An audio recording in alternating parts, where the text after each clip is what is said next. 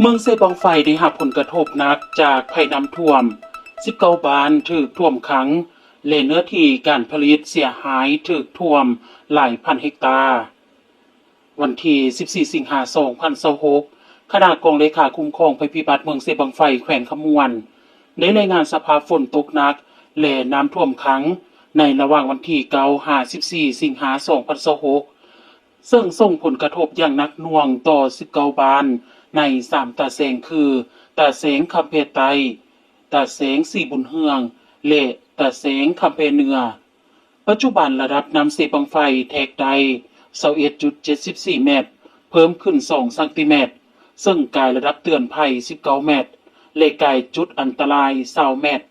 ได้ส่งผลกระทบในหลายด้านเป็นต้นด้านกสิกรรมและการประมงมี35บ้าน 3,007 ครอบครัวได้รับผลกระทบเนื้อที่ผลิตกสิกรรมถูกน้ำท่วมทั้งหมด 4,640.73 เฮกตาร์ในนั้นมีเนื้อที่นา 3,641.43 เฮกตาร์กวม 42.58 ส่วนหอยพืชอุตสาหกรรมอ้อยมันตนยางพาราพืชผักถูกน้ำท่วม 1,000 กว่าเฮกตาร์นอกนั้น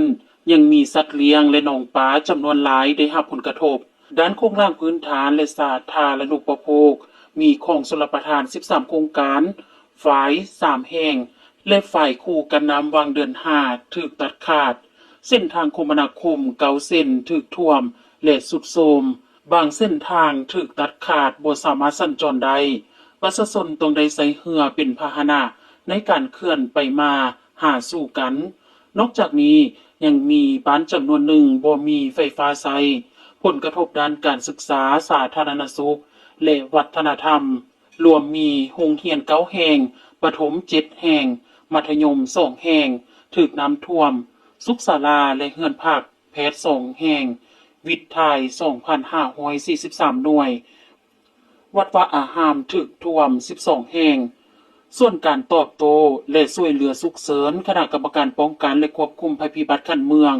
ได้ประสานสมทบกับกำลังป้องกันศาสตร์ป้องกันความสงบชาวหนุ่มและอำนาจการปกครองบ้านลงกวดกาพื้นที่เคลื่อนย้ายประชาชนเครื่องของและสัตว์เลี้ยงไปไว้บนที่ปลอดภัยและศูนย์หลบภัยด้านสาธารณสุขทางแขนงการเกี่ยวข้องได้ลงติดตามสุขภาพประชาชนแต่ถึงอย่างใดก็ตามทางคณะกรรมการป้องกันและควบคุมภัยพิบัติขั้นเมืองยังได้เฝ้าระวังอย่างใกล้ชิดติดตามสภาพอากาศและแจ้งเตือนประชาชนให้มีสติพร้อมทั้งรายงานให้คันเทิงรับทราบอย่างต่อเนื่อง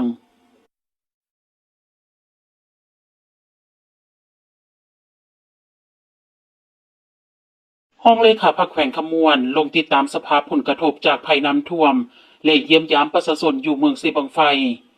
ในวันที่14สิงหาคม2026นี้ท่านสมใจพานิจันทร์ห้องเลขาพักแขวงขมวนผู้สีนำเวียกงานภาคพนักงานได้ลงเคลื่อนไหวติดตามสภาพผลกระทบจากภัยน้ำท่วมและเยี่ยมยามประชาชนผู้ประสบภัยพิบัติอยู่เมืองเซบังไฟแขวงขมวนโดยมีคณะกรรมการป้องกันและควบคุมภัยพิบัติขั้นแขวงพร้อมด้วยสมาคมธุรกิจยิงเข้าร่วมการลงเคลื่อนไหวในครั้งนี้ได้รับการต้อนรับและพาทางโดยท่านทองไสมังโนเมฆเลขาคณะบริหารงานพรรคเมืองเซบังไฟพร้อมด้วยบรรดาการนำขั้นเมืองซึ่งทางคณะได้ลงติดตามสภาพตัวจริงอยู่3จุดที่ได้รับผลกระทบหนักได้แก่ศูนย์หลบภัยบ้านแกงแปตาแสงคำเพไตและอีก3บ้านที่ขึ้นกับเขตตาแสงสีบุญเฮืองคือบ้านนาโพกบ้านยังคำและบ้านหาดคำเฮียงในโอกาสการเคลื่อนไหวเยี่ยมยามแต่ละจุดท่านองค์เลขาพรรคแขวงได้แสดงความหักแพงเห็นอกเห็นใจและแบ่งเบาความทุกข์ร้อนต่อกับชีวิตการเป็นอยู่ของประชาชนผู้ประสบภัยพร้อมเดียวกันท่านยังได้เน้นหนักให้การจัดตั้งบ้านและประชาชนเอาใจใส่บางเวียกงานสำคัญเป็นต้นเวียกงานป้องกันศาสตร์ป้องกันความสงบเอาใจใส่ป้องกันเวียนยามรักษาความสงบและความปลอดภัยของทรัพย์สินเฮือนซานในเขตประสบภัยการดำรงชีวิตให้มีสติในการทำมาหากินระมัดระวังในการส่งสายไฟฟ้าเพื่อป้องกันอุบัติเหตุที่อาจเกิดขึ้นและการปกปักรักษาพื้นฐานโครงสร้างโดยเฉพาะช่วยกันเบิ่งแยงและรักษาระบบชลประทานและบรรดาสถานที่สาธารณะอื่นๆเพื่อรับประกันการนำใช้ในระยะยาว ด้านสาธารณสุขให้รักษาสุขภาพการกินการดื่มให้สะอาดและเอาใจใส่ป้องกันพยาธิติดต่อต่างๆที่อาจเกิดขึ้นตามมาหลังน้ำท่วมนอกจากนี้ท่านรองเลขาพักแขวงยังได้รับเอาข้อเสนอและความต้องการอันฮิตด่วนของประชาชนเพื่อนำไปค้นคว้าปรึกษาหารือร่วมกับการจัดตั้งรัฐในการวางแผนให้การช่วยเหลือและฟื้นฟูชีวิตความเป็นอยู่ของประชาชนในต่อหน้า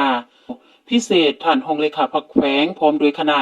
และสมาคมธุรกิจยิ่งยังได้มอบเครื่องอุปโภคและบริโภคที่จำเป็นให้แก่ประชาชนพร้อมทางมอบเงินสดจำนวนหนึ่งให้การจัดตั้งบ้านเขตประสบภัยเพื่อนำใช้เข้าในการเคลื่อนไหวเวียกงานรวมของบ้านก็คือการประสานงานต่างๆกับแขนงการรัฐขั้นเมืองในการช่วยเหลือเบื้องต้นให้ท่วงทัน